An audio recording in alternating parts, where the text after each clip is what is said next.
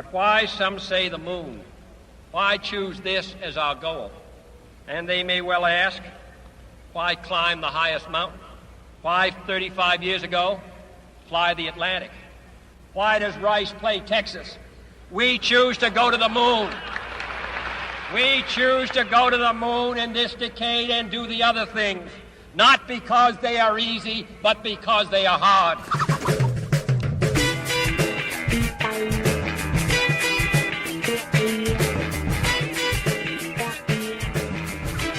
It's Friday, October 27th, 2017. Welcome to Raging Chicken's Out the Coop podcast. This is Kevin Mahoney, editor and founder of Raging Chicken Press, and I guess this is our Halloween episode. Closest we can get to it, I guess.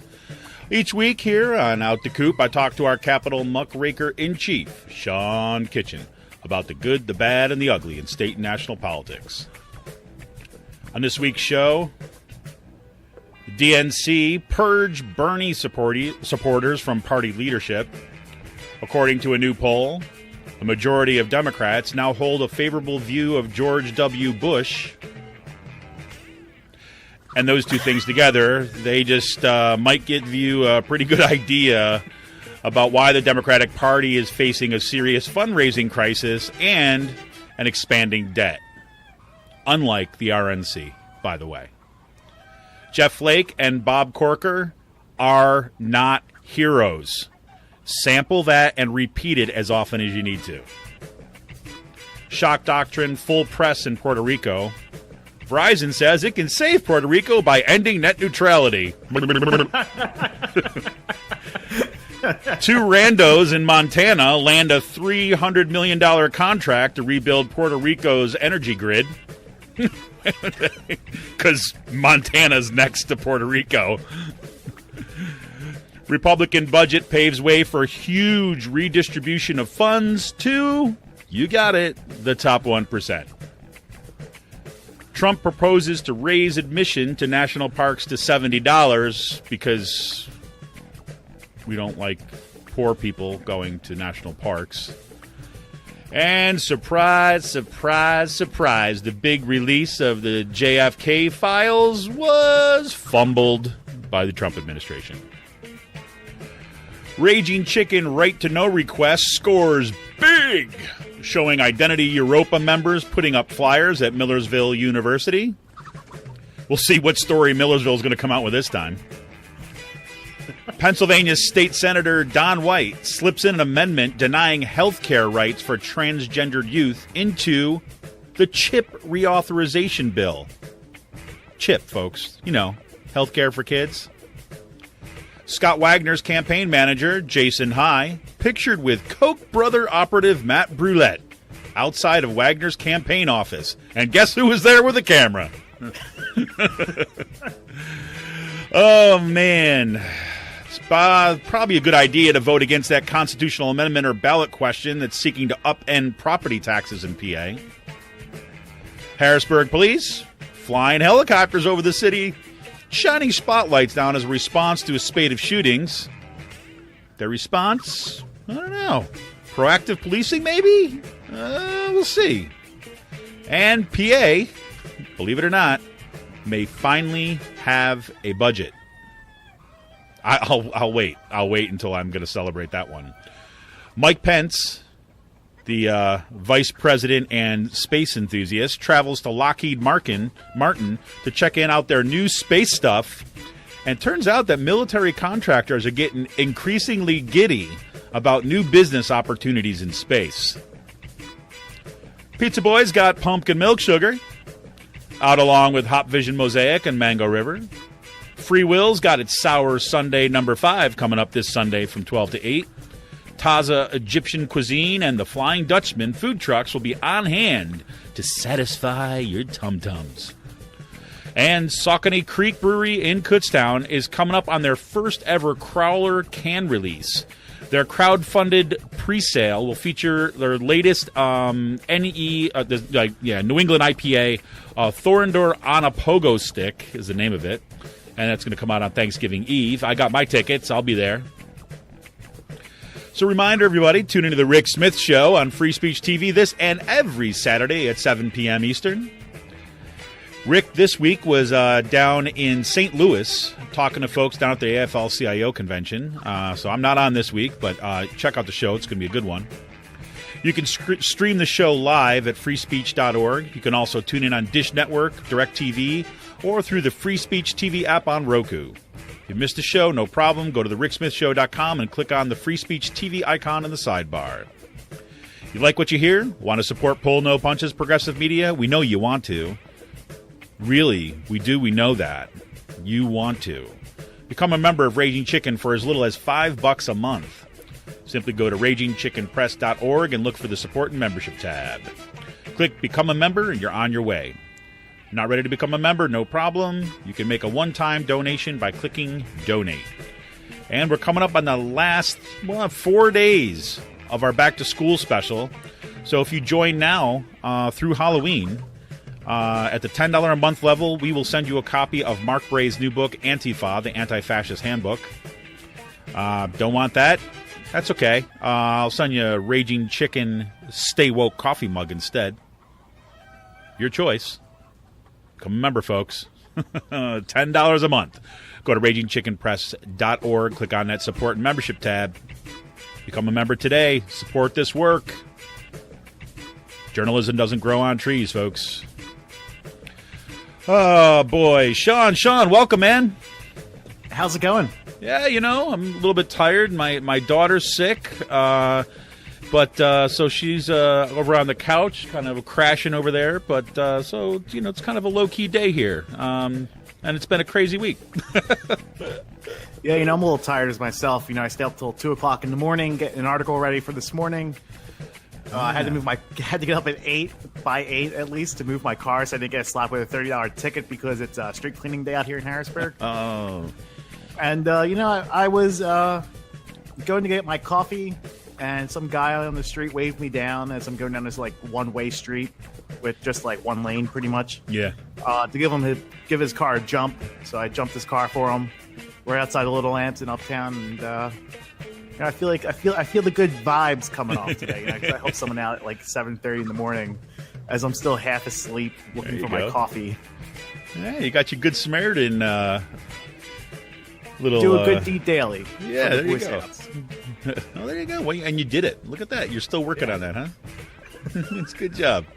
There's some days I try to live by that. You'll get that badge yet. It was actually pretty funny. I'm working on a couple of other things out here, and I had some people remind me of my anti-personality disorder this week. Your anti-personality disorder? Sometimes I have a propensity of sometimes blowing people off without meaning to. Working on a story, and someone was telling me about it, and we had a laugh about it because this is months ago. There you go. Yeah, I'm still laughing about that. So if you're listening, I didn't mean to blow you off a few months ago back in the winter. It's just something. I just have a really bad personality some days. This is if you didn't get that, if you're unclear, this is Sean saying he's sorry. Oh man. So yeah. That I gotta say, I was thinking about that sound clip you played in the beginning of JFK. Yeah. And JFK and RFK, Robert Kennedy, had some really great speeches about doing hard things. Yes.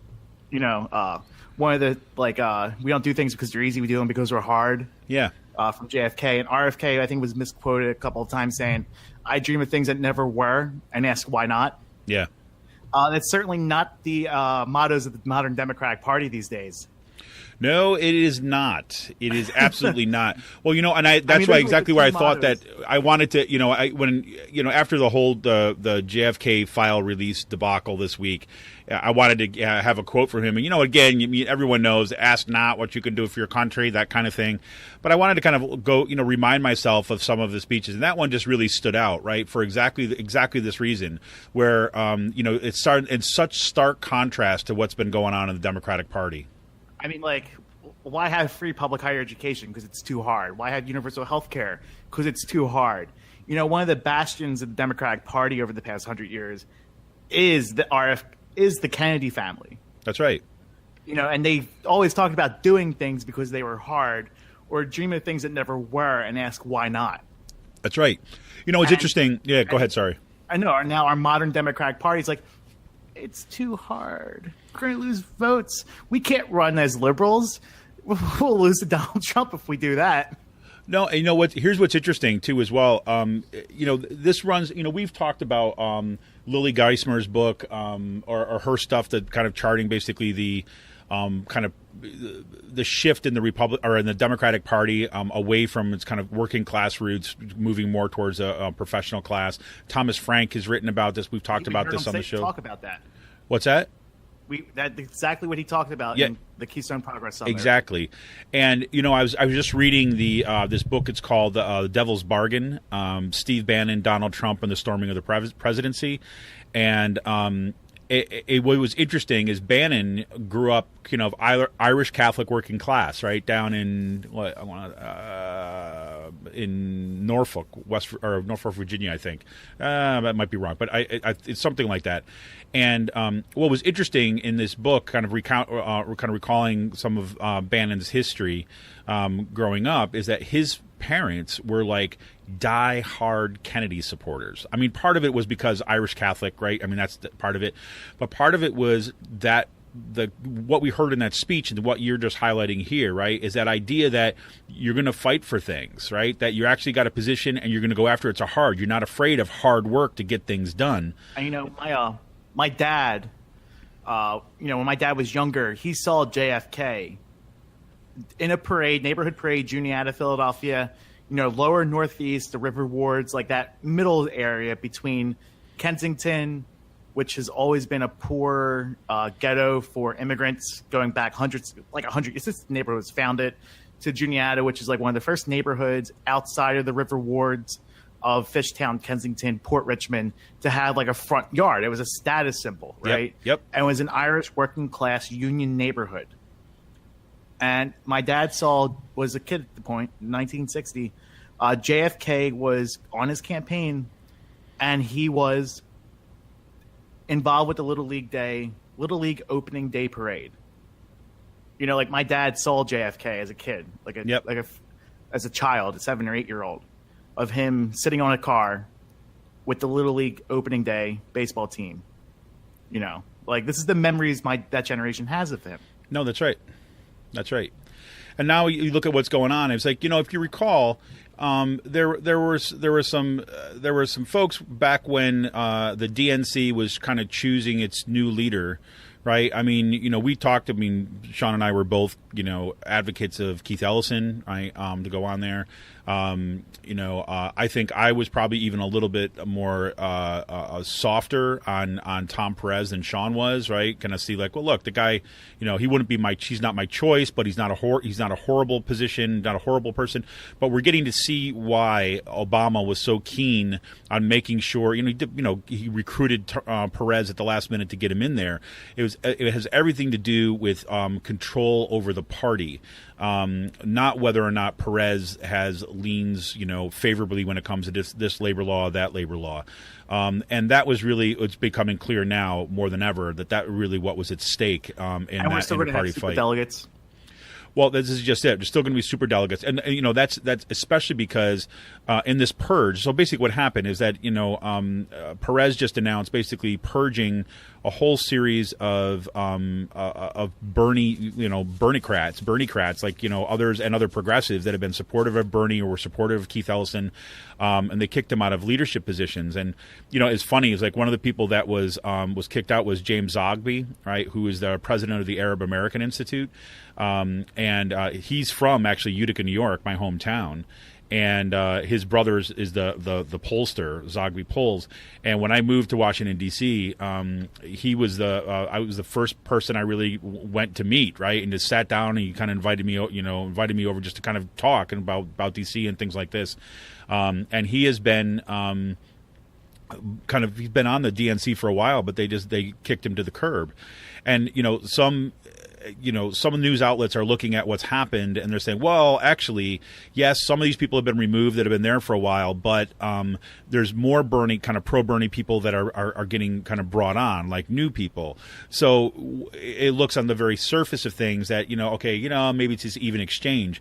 But the key thing is that it's the DNC's Rules and Bylaws Committee, which has basically been completely stacked with Clinton supporters, right? I shouldn't put it like that. I should completely stack the neoliberal wing with the neoliberal wing of the Democratic Party, right? Because it's actually irrelevant whether or not they support Hillary Clinton or not. It has to do with that particular mindset within the Democratic Party, and that matters because everything. If you remember, there was the big platform fight, right, of the DNC back in 2016. Where the kind of the Bernie crew, right? Bernie supporter, the Bernie wing, Elizabeth Warren wing, made some serious and important gains in the party, a party platform at least, in terms of like principles and what we're going to fight for. And there was a big push of trying to get rid of the superdelegates, right, and having open primaries. Well, you can pretty much kind of count that stuff out. It's crazy. I mean, it's disheartening to see this at this point. Yeah, and it just goes to show you that they have no message. They have no direction. And, so a couple days ago, I'm sitting at the bar. I was about to leave, got called over to a table. Here was a couple of our friends from the local DSA, people I became friends with over the past year, especially with activism, and knowing them where I bartend.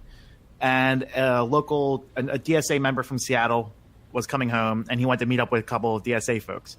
So I sat at the table with them. We're having a great conversation. But before this DSA member shows up, we're talking about the upcoming elections in 2018. And, he pretty much flat out says, like, listen, Bob Casey's going to lose and Tom Wolf's going to lose because the Democrats have no direction. This is like this. I mean, I've been saying this for a while, right? I've been saying like, I'm not very hopeful. And I'm at I'm at the point where, we're going to watch Tom Wolf get steamrolled in this election. That's what it feels like, man. I mean, I'm telling you, that's what it feels like. And I think that what's interesting, and like, this is like a double shame to see what's happening at the DNC level of things, at the leadership stuff, because if you break down what's actually happening on the at least the official Democratic, like the ground is completely mobilized, but they're becoming increasingly disconnected from the party apparatus, right? So this is the setup. So here's to the left. Yeah, exactly. But so here's what they're doing, right? So not only the RNC, the Republican National Committee, has actually been raising money hand over fist. Right, they're actually doubling the amount in terms of fundraising dollars that the Democratic National Committee is raising. Right, that's number one. The second thing that's really important here is the small dollar donors. Right, the people that basically were supporting Bernie. Right, the small dollar donors at Democratic National Committee have virtually gone. Right. While at the Republican National Committee, they learned their lesson from Bernie. Right. And so now they're actually recruiting small dollar donations, and they're seeing that stuff go up like crazy. Oh, it's going up like it's tripling or quadrupling. Exactly. And then meanwhile, what's causing the double crisis for the DNC is that not only are the small dollar donors kind of drying up, but now even some of their big dollar donors are not given anymore. Right, because they're looking at say, okay, look, we're watching the news, and there's all this stuff going on about Trump and tax and thing, and I haven't heard from a Democrat with anything to say other than we don't want Trump be bad man for a while now. I will say one thing locally. There's someone running for Congress in the Reading area. His name's Gregory Edwards. Mm-hmm. Just started following him on Facebook. I don't know if he's in Reading or Allentown, but he's in the Lehigh Valley. I think he's running against Costello. And, within like days of announcing his campaign, he raised like $70,000. Yep. Just to meet the FEC deadline. So the small dollar donors aren't leaving the Democratic Party. They're just giving to candidates. No, that's the point, right? That's exactly the point. So why does this matter? I say one, there's at the level of concern and the level of possibility. Let me do both of those, because on the level of concern is that if you're going to talk about an electoral strategy when it comes to 2018, right, when you're looking at national politics, right, you need some sort of coordination. And the DNC has utterly failed on that. They certainly failed on that in the last election in terms of being able to coordinate anything. But that looks like it's going to be an increasing problem. So there's reason to be concerned, right? Kind of nationally. However, because the energy is on the grassroots level, and you're absolutely right, like that, the energy has not dried up, right? But now you find that donations are going directly to candidates that are progressive, right? That actually have that message at the local level.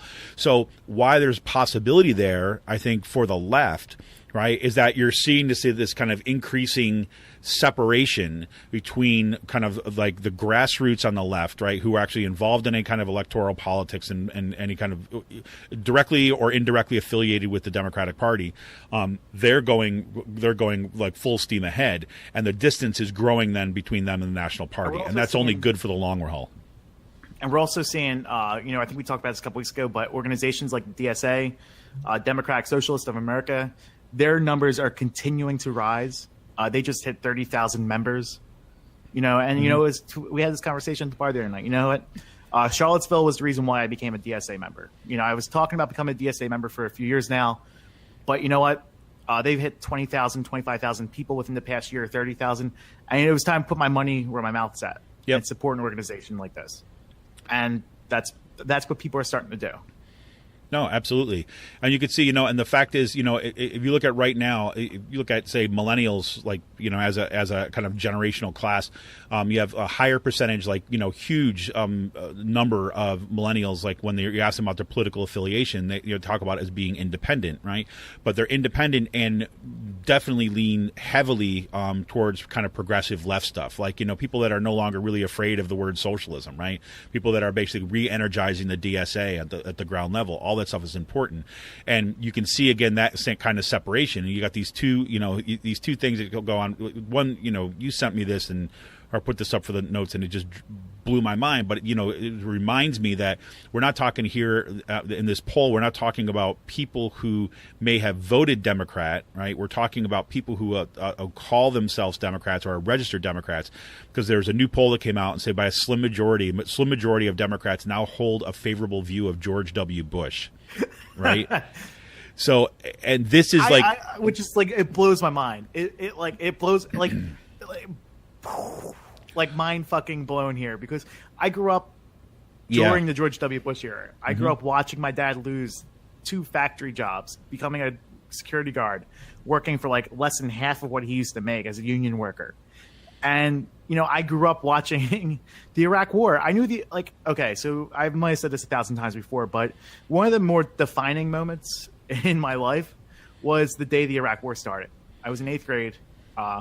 My grade school teacher said, "We're not doing anything today because this war is total bullshit."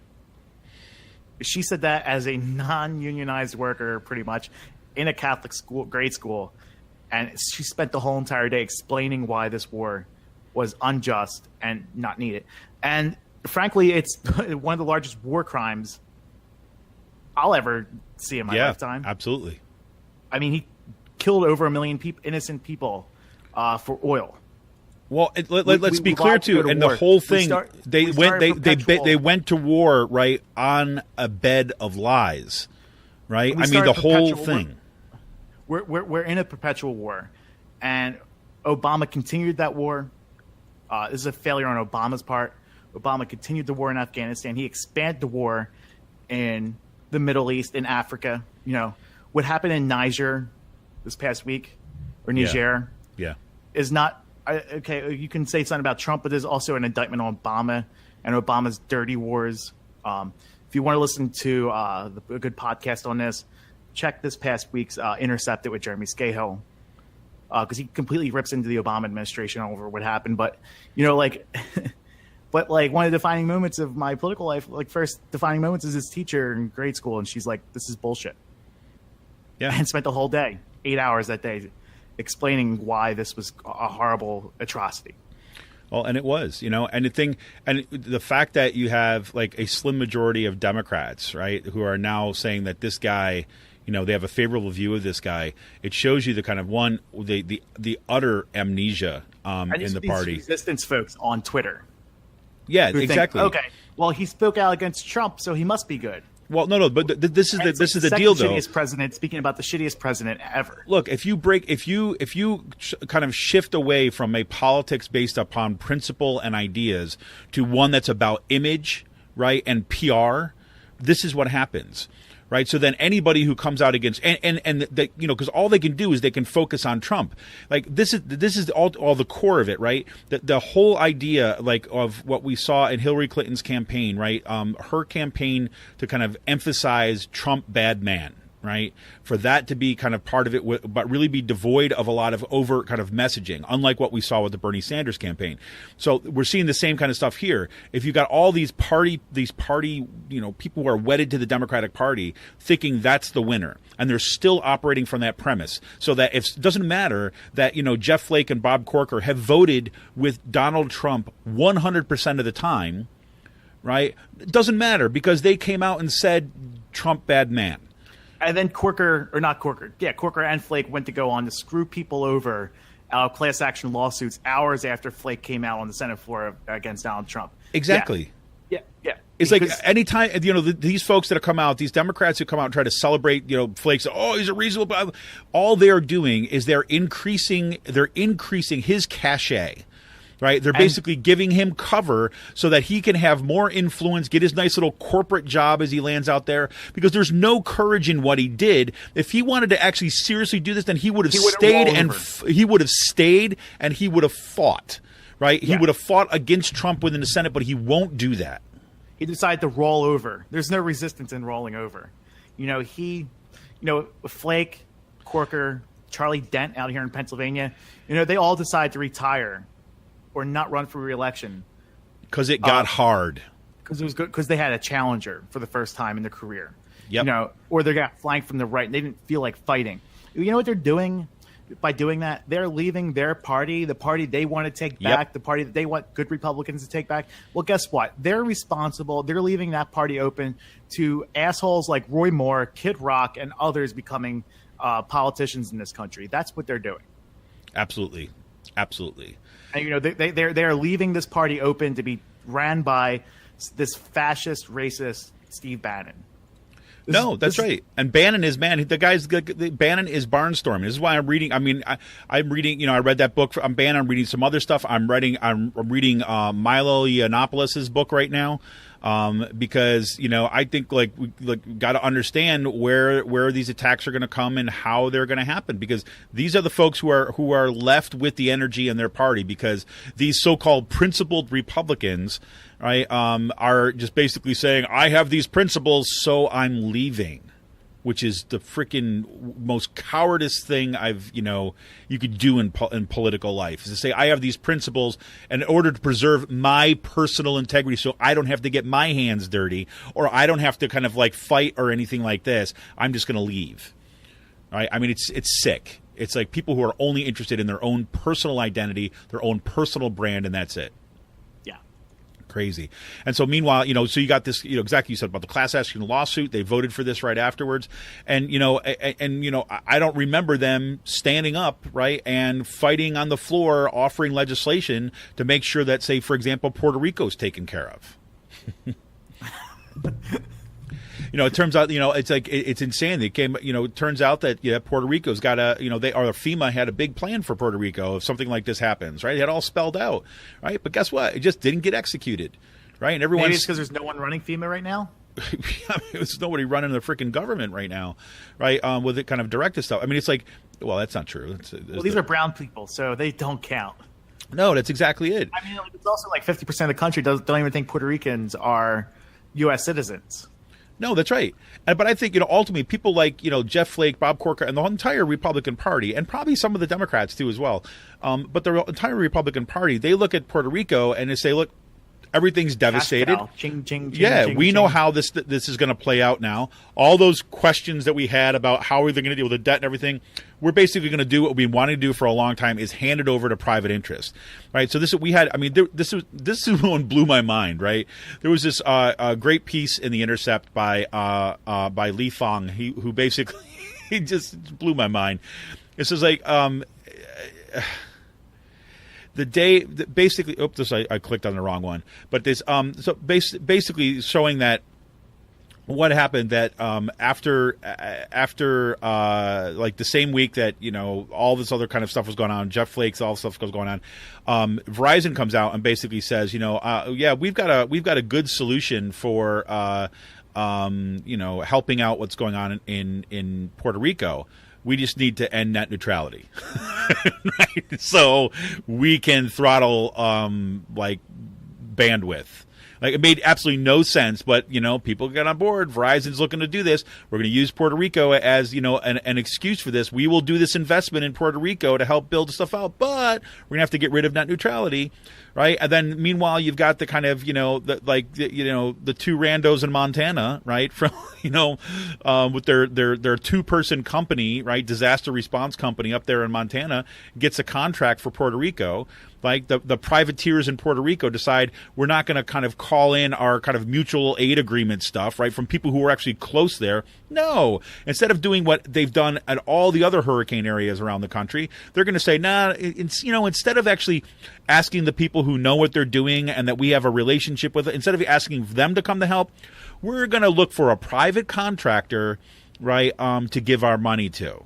Right, and that's what they did. And not only is this guy in Montana, there's all sorts of sketchy things about how did they get this contract, right? Are they actually legit? So it turns out that what they do is they sit up there in Montana, and then now they're just hiring a bunch of subcontractors and sending them out.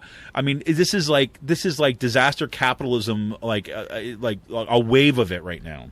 Yeah, I know. The thing was the thing is with the Whitefish Energy. As soon as I saw like a company with 2 full-time employees, you knew it. You didn't have to look into it.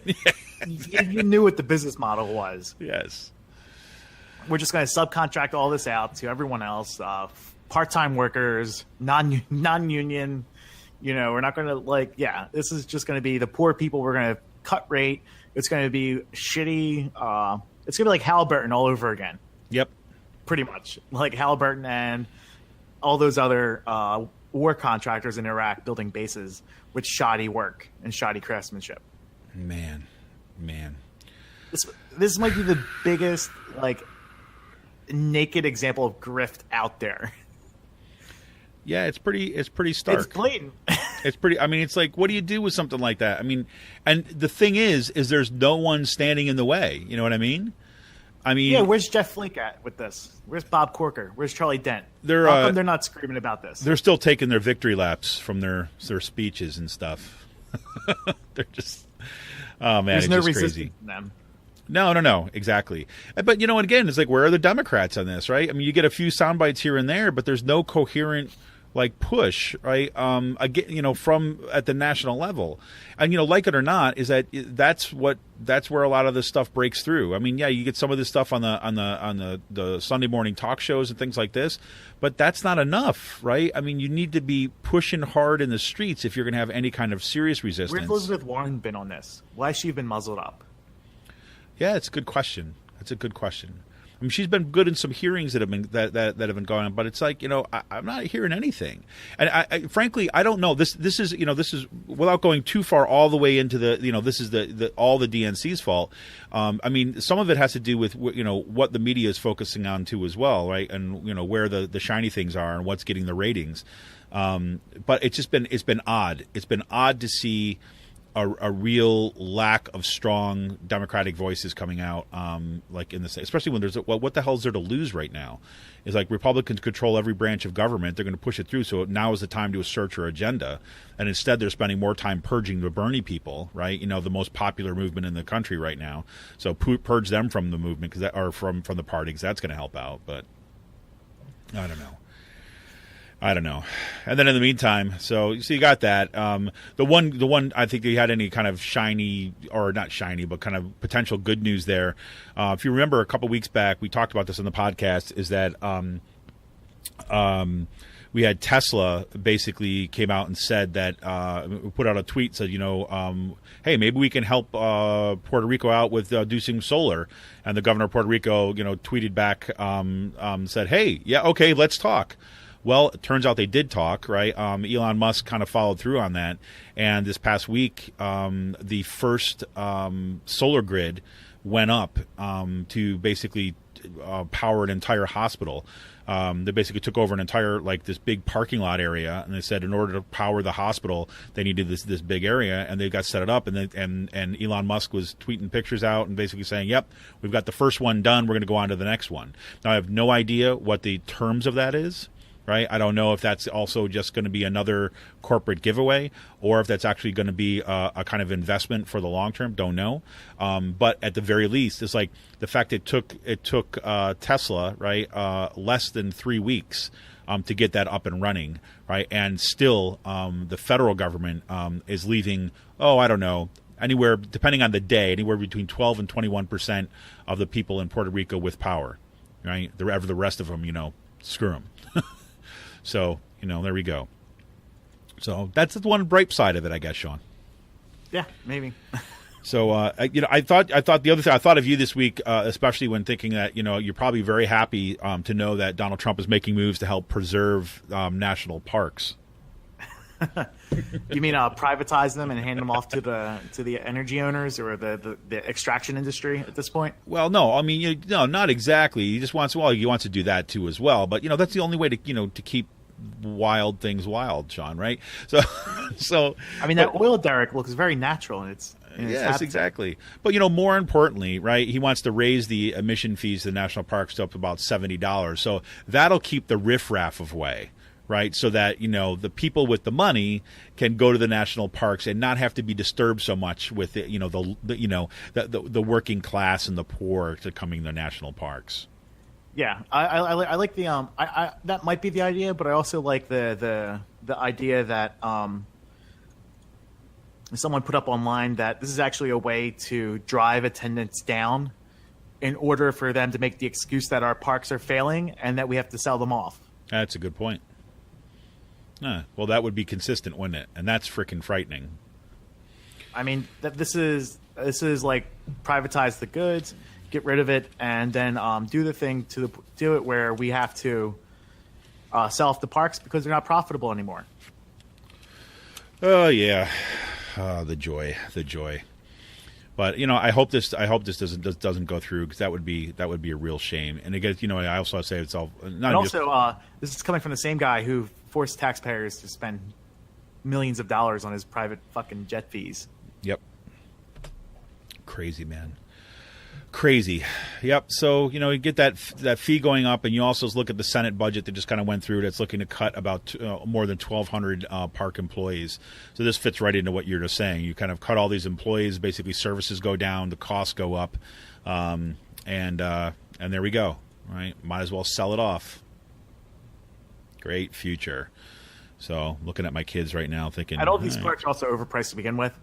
You go to some of these restaurants inside the parks, you're paying like $40 for a Cisco steak dinner. Yeah, but this is part of, right? This is part of the, the long-term a lot of these things inside the parks are privatized to begin with. Yeah. There's no services. Like Yellowstone, you had to pay like $20 a day for having like basic internet. Where internet in some of the other parks were free to check up on your phone and stuff like that. Right. So I mean, they are gouging people already at these parks, and it's pretty obvious that they're doing that. So, yep. No, it's crazy. Well, in last thing before we go to the break, I just gotta put this one in. We kind of played a little piece of the JFK up front, from his speech, his moon speech, but it was kind of I don't know. I want to say it was funny, right? It was humorous, but it was also tragic at the same time. is that, Trump has been promoting the fact that he's, they're going to release all the JFK assassination files, all the stuff the FBI and the CIA had on this. Of course, this wasn't his decision. Like, this was, the date, the 26th, yesterday, was the date that was agreed upon 25 years ago, that was going to be the release date, right, for all these files. But apparently, despite the fact that the FBI and the CIA had been working on, making their recommendations about what should be redacted and what should not be redacted, they had no kind of coordination in the White House whatsoever.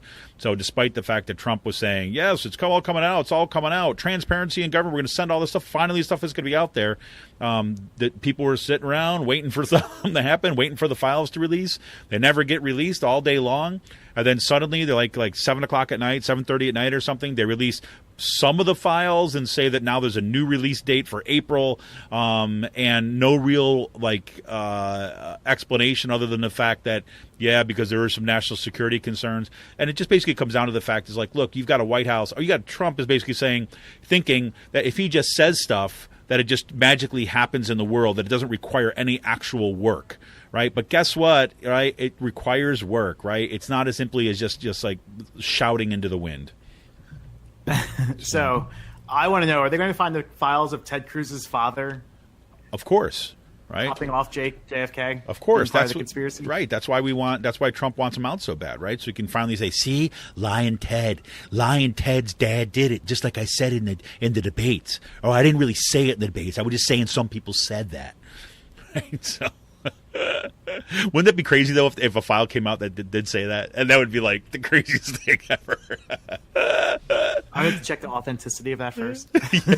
yes, absolutely. Check your sources, everybody. Crazy. All right. Well, when we come back from the break, we're going to get into some awesome right to know fun that Sean was engaged in this week. Yeah, that was awesome. But we'll be back right after this break. And I want to remind everybody, if you can, right, become a member of Raging Chicken Press for as little as $5 a month. Simply go to ragingchickenpress.org and click on the support and membership tab, and then click become a member, and you're going to be on your way. This is Kevin Mahoney, editor and founder of Raging Chicken Press. We'll be back right after this break.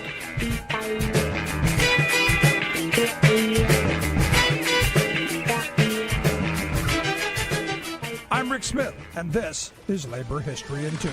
On this day in labor history, the year was 1948. That was the day that a thick yellow fog rolled over the town of Donora, Pennsylvania, just south of Pittsburgh. Donora was a mill town, nestled in a valley on the banks of the Monongahela River. By 1948, the town had grown to 14,000 people who came to work in the town's steel mills and the Donora Zinc Works. For years, the local residents had complained about the pollution that spilled from the plants. Smog was a regular occurrence, but this fog was even worse than usual. A layer of cold air was trapping a noxious blend of nitrogen dioxide, sulfuric acid, and fluoride pollution. 24 hours passed, and still the fog grew denser. The police and local doctors began to receive reports of people having difficulty breathing.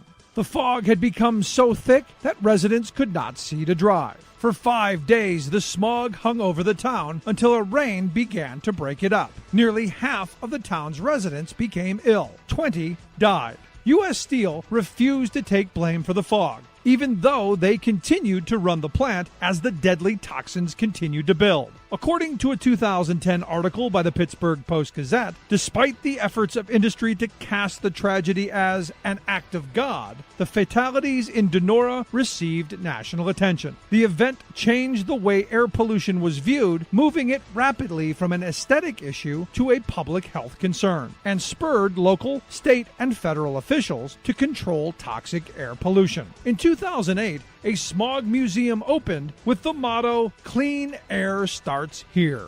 Labor History in 2 brought to you by the Illinois Labor History Society and The Rick Smith Show. For more information, go to laborhistoryin2.com, like us on Facebook, and follow us on the Twitters at Labor History in 2.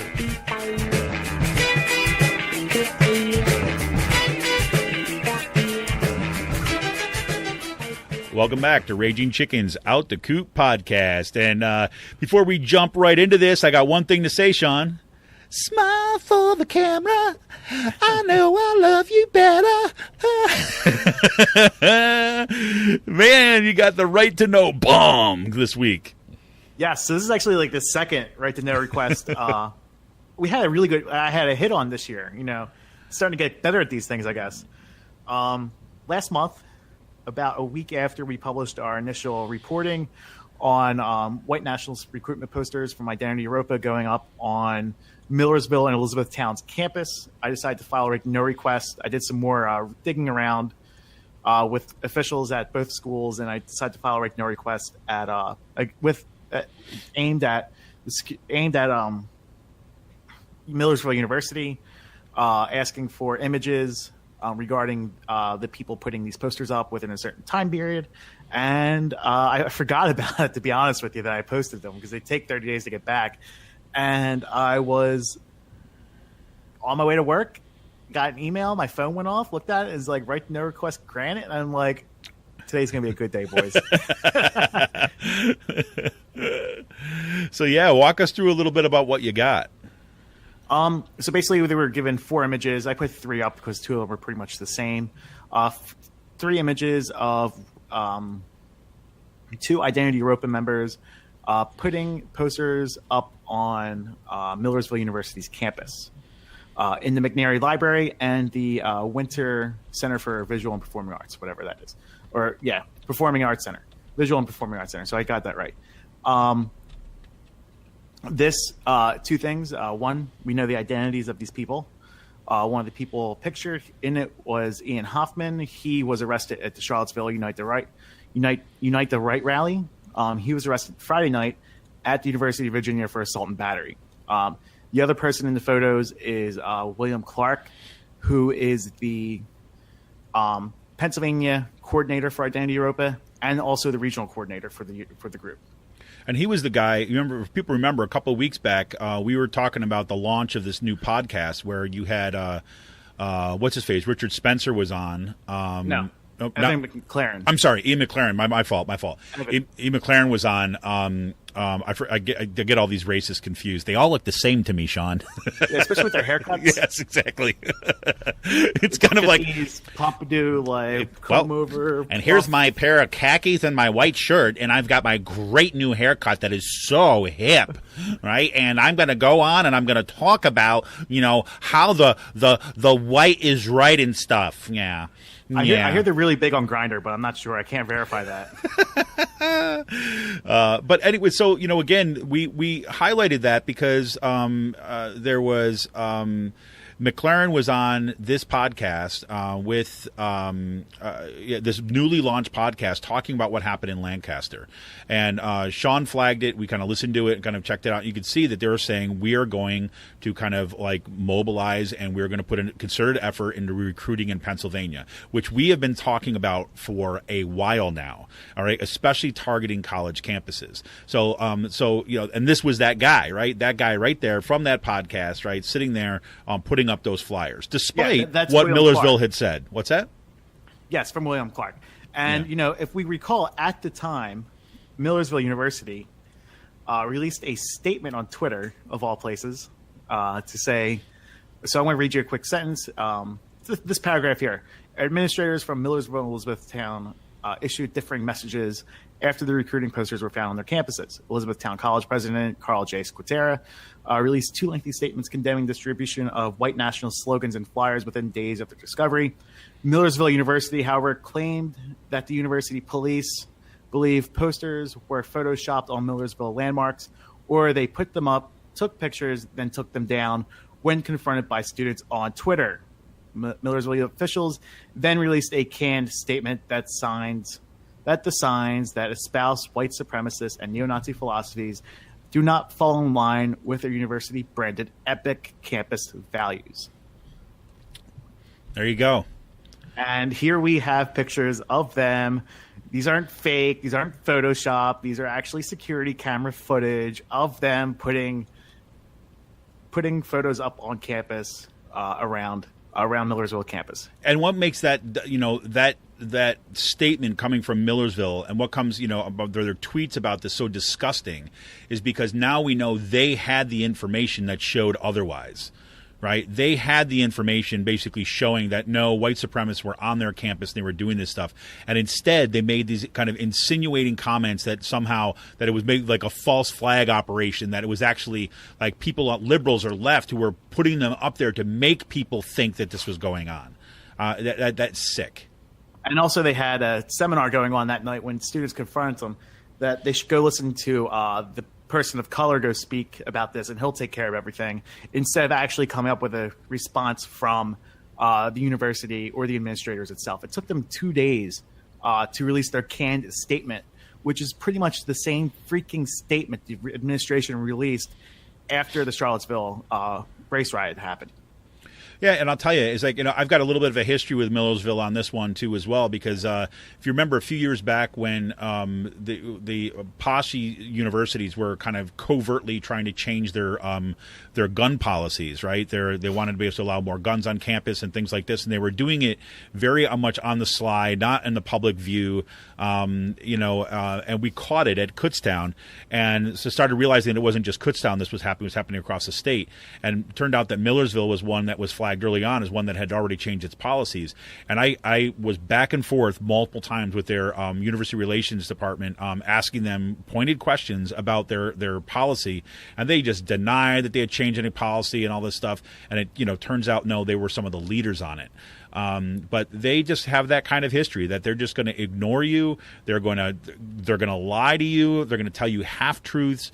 And just to try to keep, however they understand PR to work, they try to just, push you away. And here they were doing exactly the same thing all over again. And also, this is also a good, to think about this from an activist writer standpoint, if there are publicly owned campuses across the country, across Pennsylvania, there's 14 of them. There's also Temple, which also fall in that gray area, Temple, Penn State, Lincoln, and others, and Pitt. If they put posters up on these campuses, file a right to know request asking for images of this. Absolutely. Because if they're going to do this in the middle of a Saturday afternoon, people, you look at these timestamps. This is September 9th, 3 o'clock, 4 o'clock in the afternoon. This is a Saturday afternoon they're doing this when campus is empty and no one's around. Yep. Where they could pass off as students, guy in khakis and a blue button-down shirt. Right, and it's funny. See, this is what always gets me, right? Is that they talk about, and these are the very folks that claim that are making all these stand. They're saying that what they're really about is free speech and all this stuff.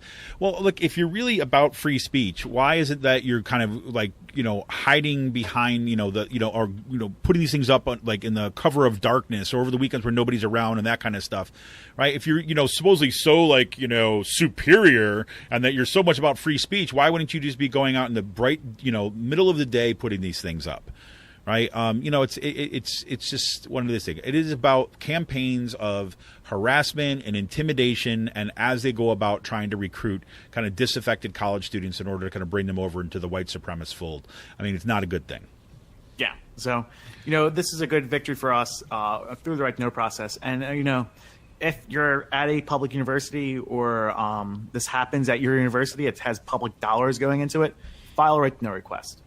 Yeah, Demand these images and put them up online. Yep, I think it's a great point because there has been some super responses by students and community members and things like this to have out and kind of have a rally of support and things like that.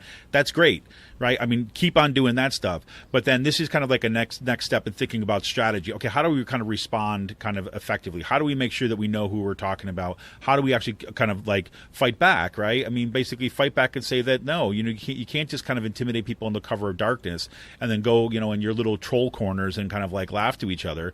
No, you're gonna have to come out in the the light of day and show everybody who you are, right? And show everybody your haircuts. So I mean, this was not the only like kind of major thing this week that's gone crazy. I mean, the right to know stuff was fantastic, right? A great follow up. This is the kind of journalism we want to keep going. Again, become a member, ragingchickenpress.org. Keep that stuff going. I mean, but you also happen to see, we have Jason High, Scott Wagner's campaign manager, was kind of out there hanging out with a friend of his. Yeah, so I was riding my bike down 3rd Street, up State Street to put the chains on it, across the street from the Capitol, going to the Capitol, and I always have my camera on me, right? It's just something you don't know what you're going to see, so I always got my camera on me, and I see Jason and Matt Brouillette, I don't know how to really pronounce it. It's some sort of like French-sounding name, Brouillette, I don't know, but Brouillette. they're standing outside of Scott Wagner's campaign office, which is right across the street from the state capitol. I guess because Wagner's had the attention span of a fucking rat, so he has to always be in constant go mode. But hey, man, I'm in a waste management business. Everybody immediately assumes you're mobbed up. It's a stereotype, and it's offensive. That's why he's right there, because he needs to be there to represent, make sure everybody knows that he's on the level. So I see these two talking on the street. I park my bike, take my camera out, make sure I have the right lens on, which the lens, it's still a 70, it's 18 to 55 kit lens. If you want to become a member, become a member at the Raging Chicken Press, you can help me get a 70 to 200 lens so you get a nice, clean, sharper image. But I got a nice image of them two on their phones talking to each other. And, the surprising thing is people were actually surprised about this on Facebook. Really? Yeah, because Brouillette was the leader of the Commonwealth Foundation. Pretty much at this point, he is a Koch Brother operative in Pennsylvania. The Commonwealth Foundation is part of the state policy network ran by the Koch brothers, funded by the Koch brothers. So in essence, he's an operative. He's a Koch Brother operative, right? He's out here to destroy democracy in Pennsylvania and destroy the lives of working class people. And, here he is talking on the street, and this is really a regular occurrence between the two. Yeah. I mean, I have a hard time. Look, I understand it as a fact, but it still just gets me. See that it's people still are surprised by this stuff, and that we don't know that this is just a fact, that there is a direct pipeline, right, into Pennsylvania politics from the Koch brothers and their donor network right to the Commonwealth Foundation and their affiliated institutions in the state. And to think that, I think you're absolutely right. So you think that the Koch brothers' money is not going to be involved in the next electoral campaign, you're crazy. Yeah, and this is just them two. They could be talking about politics. They could be talking about girls. I don't know how bad their home life might be, but these are two people. These are two people. They're trading recipes, Sean. That's what they're doing, right? Yeah, that's what you're saying. I don't know. It looked like to me they were trading phone numbers. That's what it looked like to me. They could have been trading pictures. I don't know. But, baseball cards or magic cards. I don't know. Something like that. But, no, this is something that happens on a regular basis. These two are too attached to the hip. And it's about time, you start documenting this shit out here in Harrisburg. So people know, this happens all the time. This isn't like a one-off. This is how these two people operate. And if you're going to stand on the fucking street corner all the time outside of your office, I'm just going to sit across the street with my camera in the springtime and just sit on the Capitol steps with my lens and just start snapping away. No, there you go. But it shows you how out in the open this stuff is, right? I mean, the fact that's you got these kind of, it's frustrating. It's frustrating because how do you? Seriously. How do you get through to institutions, organizations? What's that? In the media to do this stuff because you're part of that Harrisburg political class at this point. You've been out here for 2 years, 3 years, and you know what? Harrisburg changes people. Well, and it's strange, because I think, we were talking about this, and we've had fits and starts on doing this, over the years. To say, trying to put together kind of list and track the money. And I tell you, this is one of those things where, man, I wish this is like the source. There's no better source than this right here. Yep, that's right. There you have it. It doesn't boil. You can't boil it down that much. Like that. You can't boil it down any more than that. No, I know. It's like staring us right in the face. So there you go. Oh man. You spend some time out here. You get to know who these people are, and you know what? Time to start pissing in the backyard a little bit. Yeah, start watering the roses. Watering the roses, exactly. So, oh man. So Sean, walk us through this other thing. This other thing that's kind of disturbing is that you also have, this issue with State Senator Don White slipping in an amendment that's basically kind of going to deny transgendered youth access to. I don't know if it's just conversion therapy or if it has to do with kind of broader than that. But I mean, walk us through that a little bit because it just really upset me this week. So Pennsylvania State Senator Don White decided to use CHIP, the reauthorization of the Children Health Care Insurance Program, Health Insurance Protection Act, Pennsylvania's version of CHIP, as a vehicle for hate and discrimination. Because where else can we do that besides a bill that gives children health care protections? He decided to use this bill, the reauthorization. He slipped amendment inside the Banking and Insurance Committee process, and basically it would remove pretty much all healthcare rights that transgendered youth have, seeking reassignment surgery, and also anything else after that. And at the time, one Democrat voted against it, because I think they figured out what was going on as the amendment was getting voted on. This took everyone by surprise.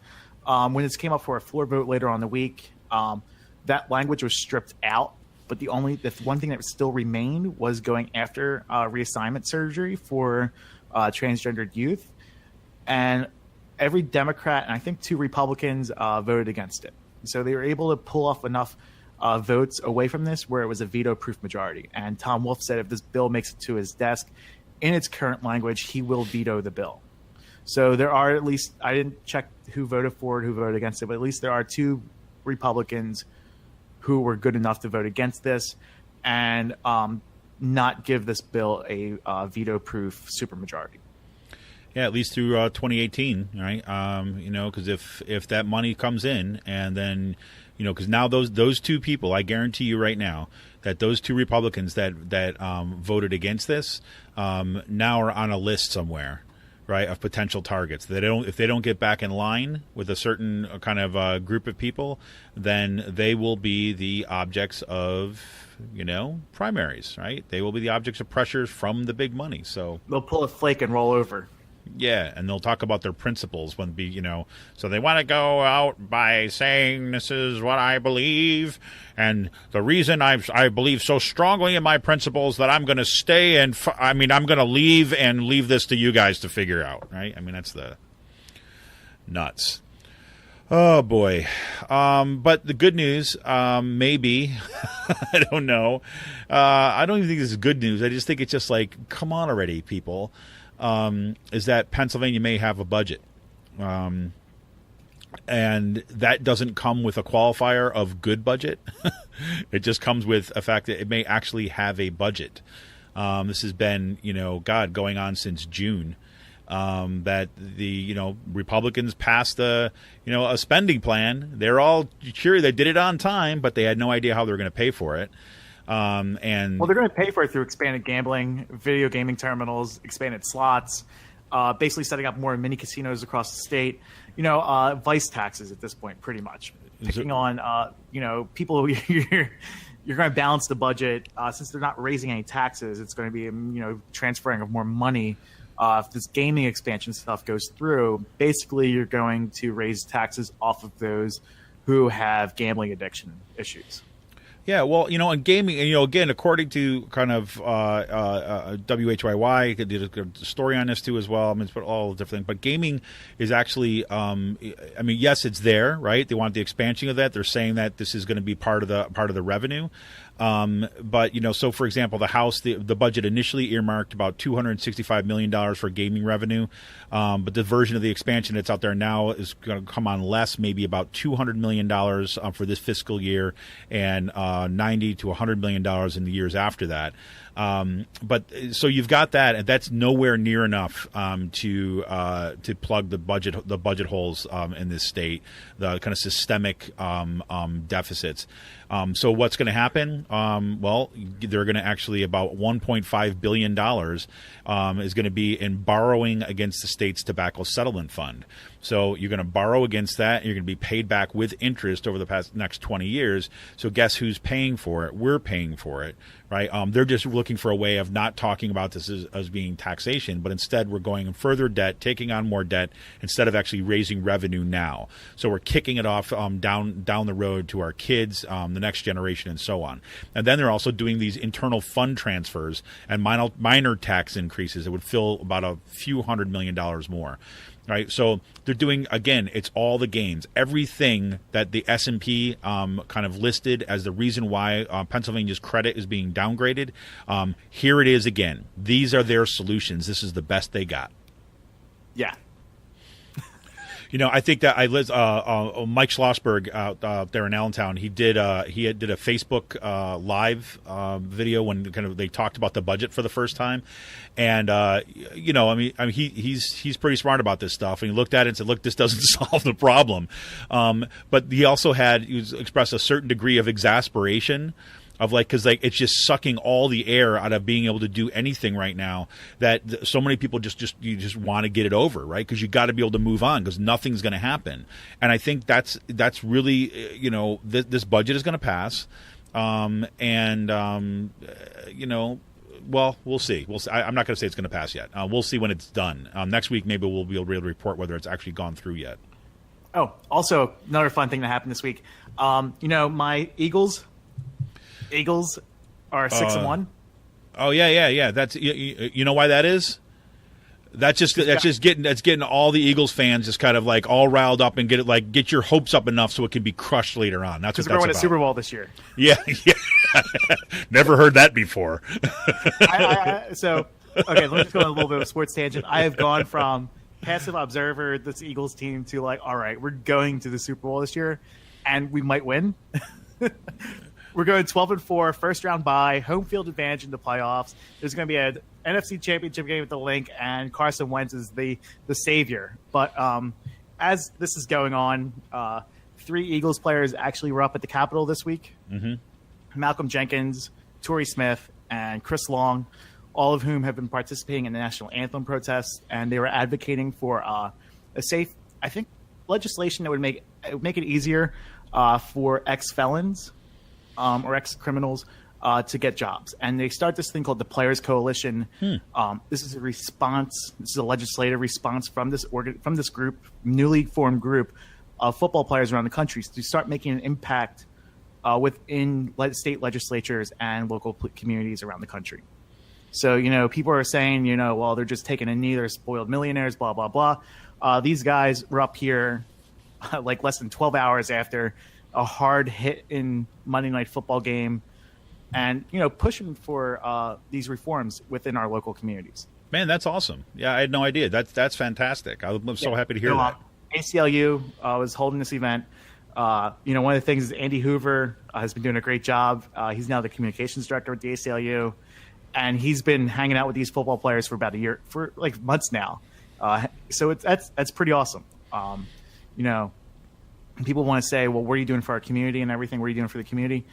These are what these players are doing, and it's pretty awesome they're getting involved. Well, and that is I'm so happy to hear that, because that's been that's been the big question. Okay, what next, right? And I know that the players, the more that players have been talking about this, the more there's that's been the question on the front thing. Okay, what do we do? How do we actually have an impact? How do we take the protests to the next level? To hear that they're actually getting involved in these kind of initiatives, that's fantastic. And all the folks out there, big Eagles fans out there, I want to be clear. I'm not hating on the Eagles at all. Right, because I actually would love the Eagles to go. I mean, I grew up a Steelers fan and things like this, and I know that in this state there's this kind of if you're a Steelers fan, you can't be an Eagles fan. You're an Eagles fan, you can't be, and you hate each other and all that kind of stuff. I'm not from this state. I actually I've liked the Eagles when I was growing up too as well. But I would love to see them go. It's just I'm just drawing attention to the fact that how often I've heard this versions of this narrative, right? And I really do hope that it doesn't fall apart in the end, right? Because I actually wanted, when I moved to Pennsylvania and we had my kids and things, we first started watching.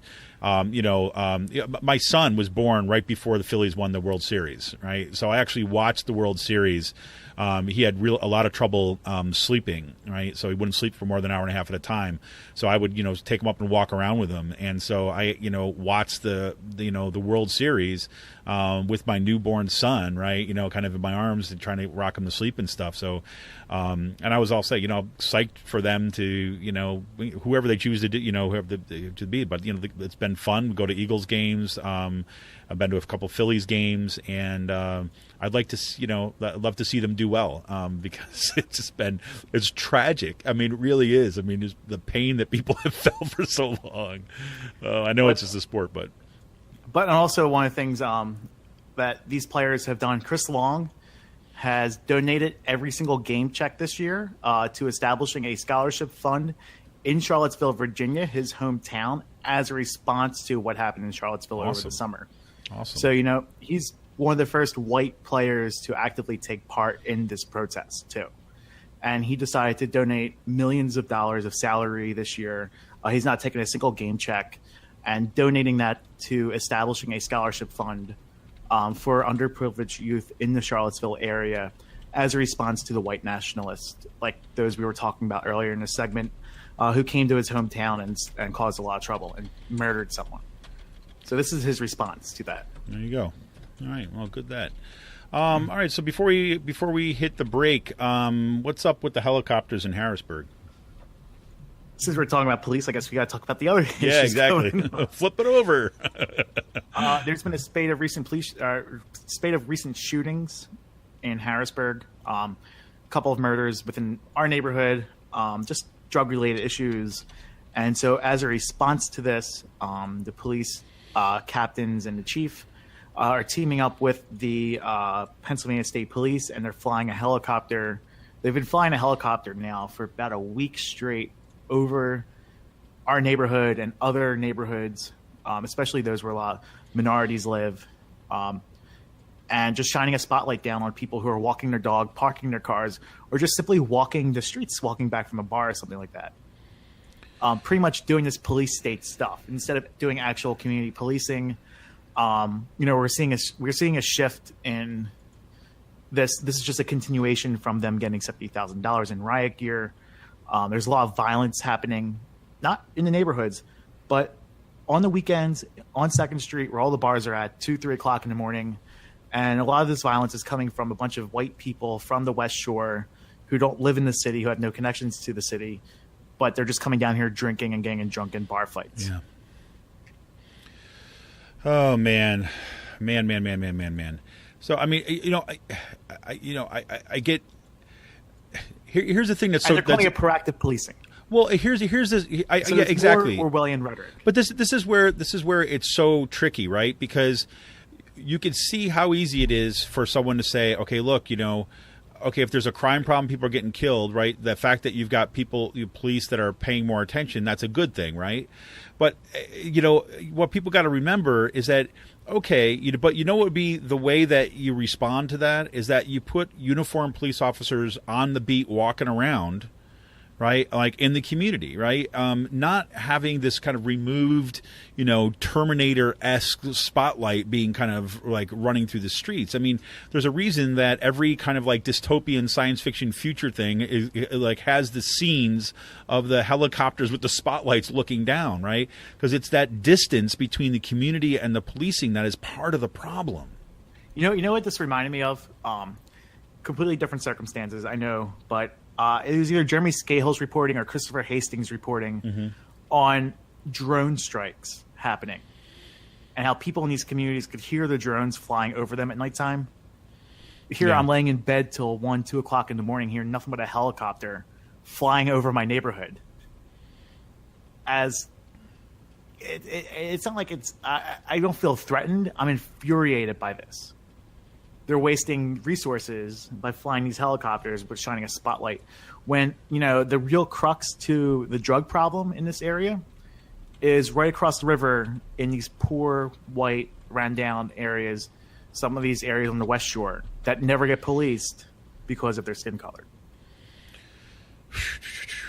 Like the epicenter of the local heroin epidemic is not in the city itself. It's across the river on the other side of the shore.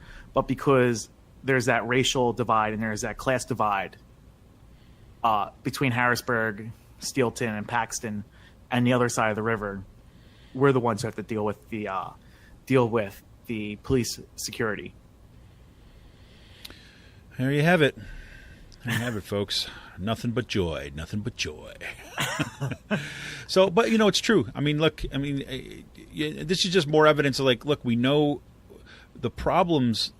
We know where the problems are, right? A lot of cases, we know how to fix a lot of this stuff too, as well. The question is, the only explanation for this has to do with the kind of ongoing racial, like racist politics or racist subtext of everything in this freaking country, right? I mean, this is kind of really what it comes down to. This is why, for example, Black Lives Matter has kind of been championing the idea about police reform, right? This is why Angela Davis, right, when she's kind of talking about prison reform, is also talking about policing reform. This is why, for years, I mean, the newest call is, I've talked about this 1,000 times, but, the new Jim Crow, Michelle Alexander's book, talks about, like the prison system and the policing system right now is the new Jim Crow, right? It has morphed from, it's gone from slavery to Jim Crow to this policing state that we have now, and it's carried with it kind of like the genetic code of racism and like in the history of this country. So we can do the right thing here, but helicopters and drones and crap like this is not the way you do it. Crazy. All right, man. Well, what do you say we take a break? All right, we come back. We'll take a break, folks, and we'll come back for the last call, and we'll get into some space news and some beer, and leave the day on an up note. How about that? It's going to be a challenge, but we'll try it. This is Kevin Mahoney, editor and founder of Raging Chicken Press. We'll be back right after this.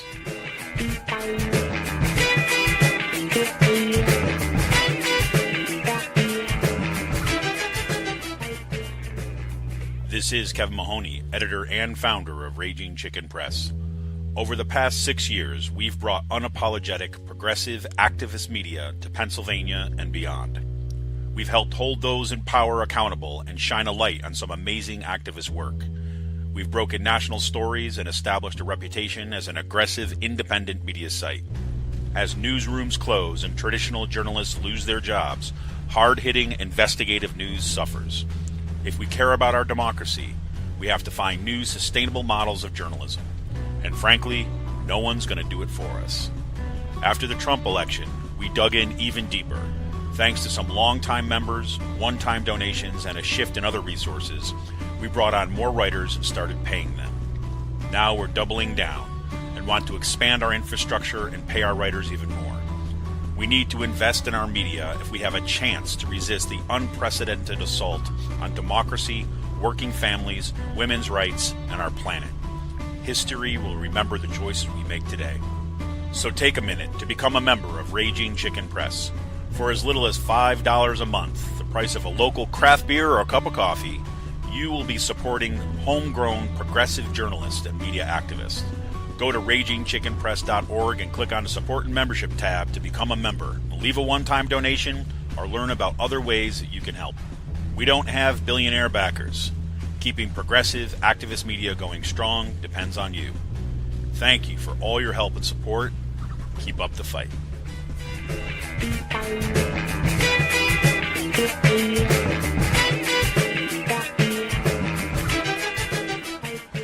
Welcome back to Raging Chicken's Out the Coop podcast. It's the last call here on this Friday before Halloween. And I've got just one bit of little space news.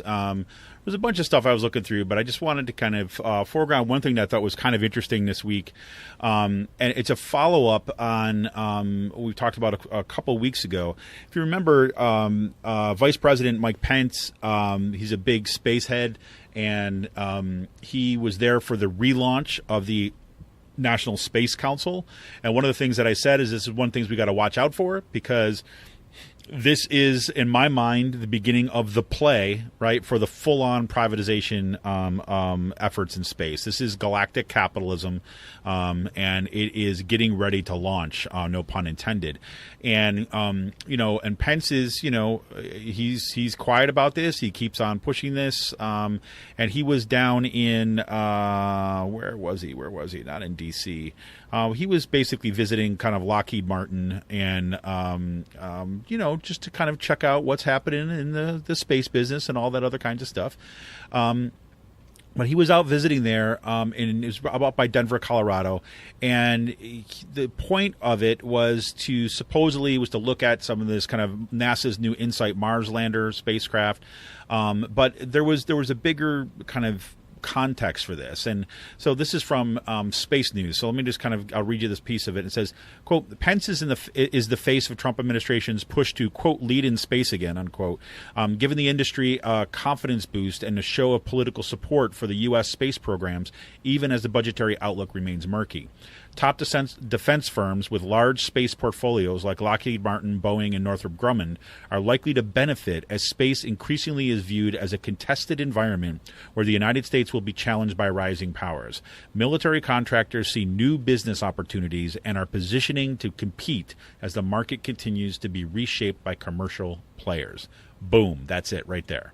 Right, so it should not be surprising to be surprising to anyone that kind of the military-industrial complex is going to be at the forefront of this, right, and kind of getting out there finding ways of profiting, right, and right, think about the logic, right, you military contractors and military kind of producers and they supply, these are the ones that are going to kind of get in the business of space that is going to make space look more like what they've been doing here on Earth, right? So again, the genetic code is being set, folks, and this is why I'm paying attention to it. So, but that's all I got. Just, that was my one bit of bad thing, right, or warning for the last call. The rest of it is nothing but fun.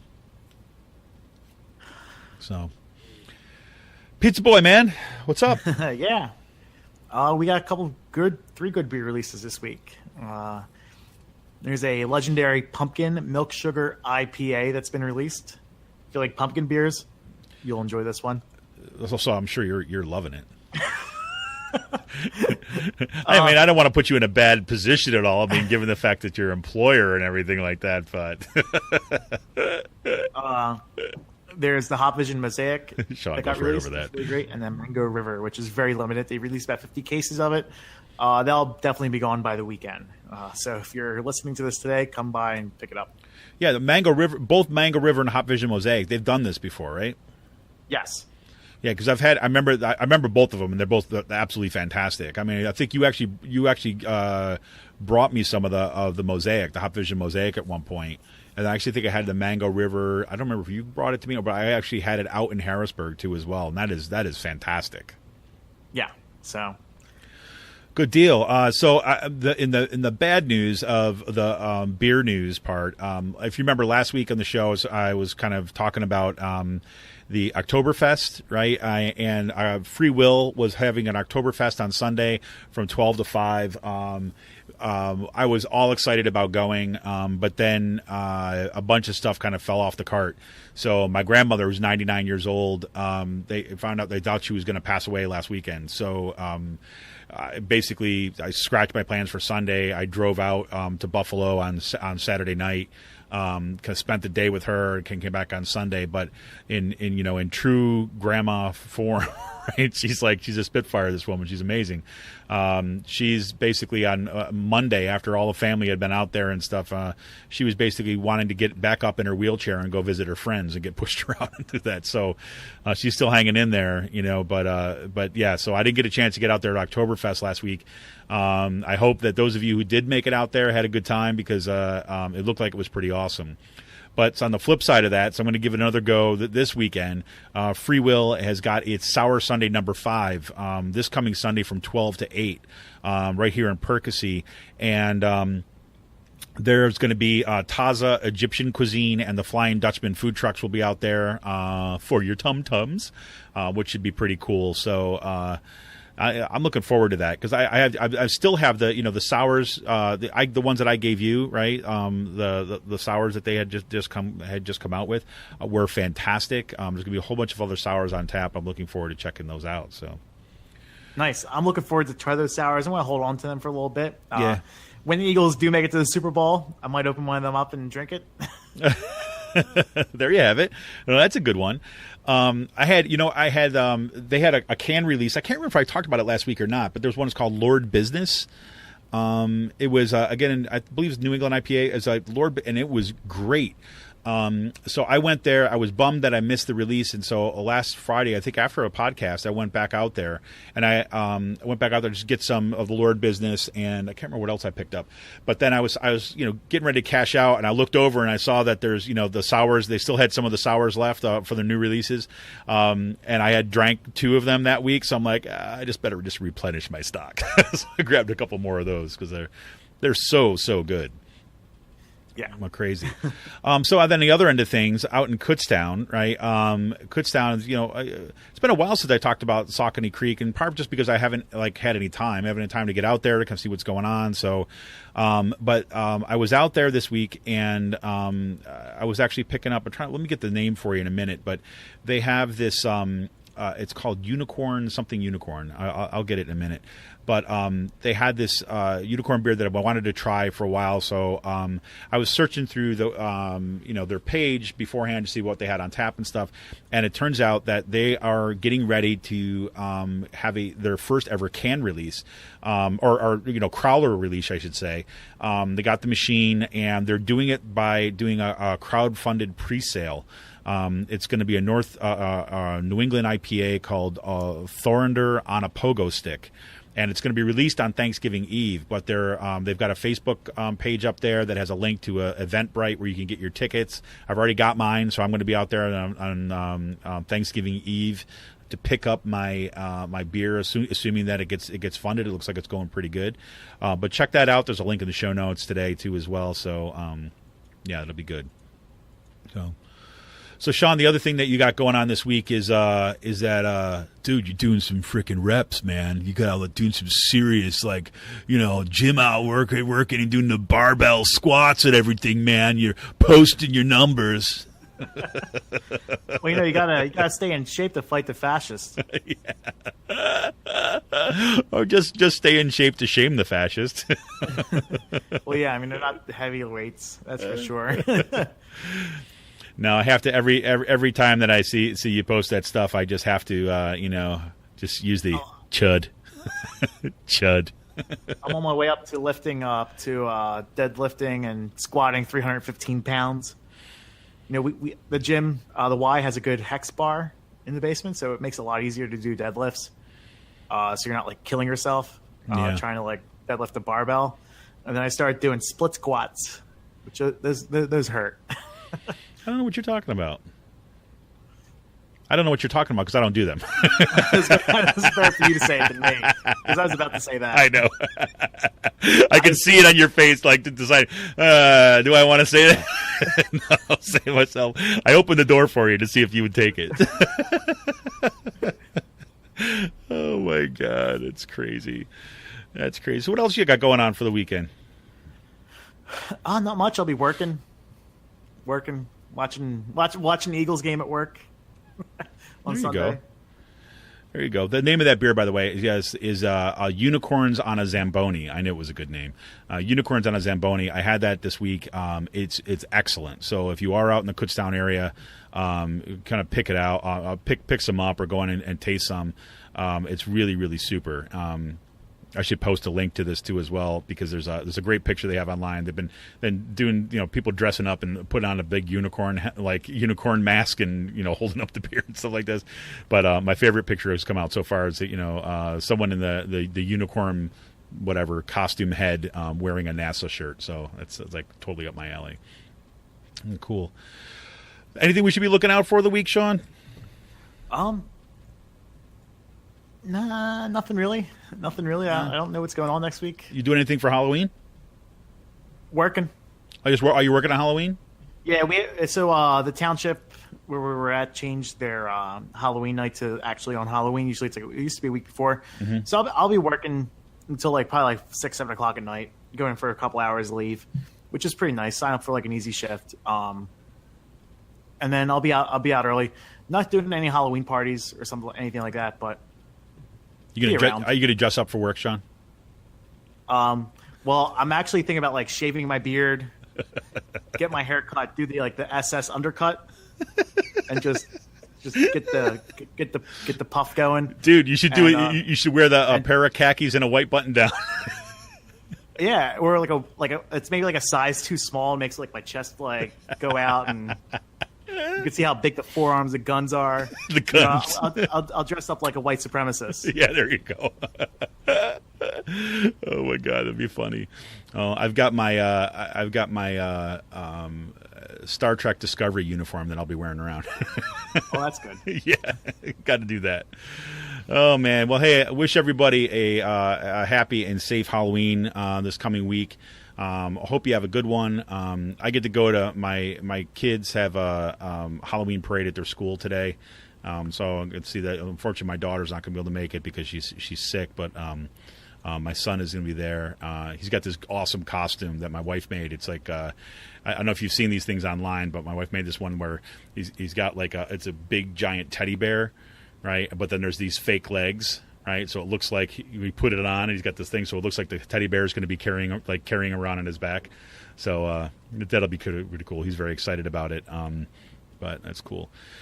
So that's it, folks. Happy Halloween. Drink up your pumpkin beer so Sean doesn't have to, and we'll look forward to talking to you next week. This is Kevin Mahoney, editor and founder of Raging Chicken Press. It's been great, folks, but now we're out of here. See ya.